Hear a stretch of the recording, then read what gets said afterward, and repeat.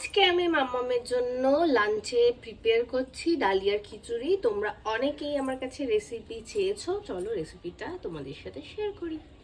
প্রথমেই বলি, ডালিয়া কিন্তু একদম প্রথম সলিড শুরু করার সাথে সাথে ডক্টর আমায় রেকমেন্ড করেনি। ডক্টর আমায় বলেছে 7+ থেকে ডালিয়াটা দিতে পারো। তো আমি কিন্তু 8+ থেকে মাম্মামকে ডালিয়াটা দিচ্ছি, 7+ থেকে দেইনি। তো প্রথমেই আমি এখানে ডালিয়াটাকে ভালো করে 7-8 বার ওয়াশ করে নিয়েছি। তারপরে প্যানে একটু ঘি দিয়ে ডালিয়াটাকে একটু রোস্ট করে নিয়েছি। তারপর এখানে আমি সবজি অ্যাড করে দিয়েছি। তো সবজি বেশি দেওয়া যাবে না, তাহলে কিন্তু বাচ্চার ওবেসিটির সমস্যা হতে পারে। তো তোমরা বুঝে সব সবজি অল্প অল্প দেবে। আর এখানে আমি তারপরে দিয়ে দিয়েছি ডাল, এটা দিয়েও আমি রোস্ট করে নিয়েছি। আমি এখানে মুগ ডাল অ্যাড করিনি, তার কারণ হলো মুগ ডালে অনেক সময় অনেক বাচ্চার গ্যাসের সমস্যা হয়। তো সেই কারণে আমি ভেবেছি যে মামামের 9 কমপ্লিট হলেই আমি মুগ ডালটা দেবো। আমি ডক্টরকেও জিজ্ঞাসা করে নিয়েছি, ডক্টর আমায় তাই বলেছে যে হতে পারে, তো সেই ক্ষেত্রে একটু পরে দেওয়াটাই বেটার।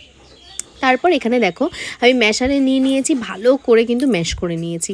এই যে দানা দানাটা রয়েছে, এই রকমটা না মানে সব বাচ্চারা খেতে পারে না, মামামও সেরকম পুরোপুরি খেতে পারে না। তো আমি ওকে হ্যাবিট করাই কি করে, ওই কিছুটা ম্যাশ দিয়ে আর কিছুটা হচ্ছে আমি ছাঁকনিতেই দেখো ছেঁকে দেবো।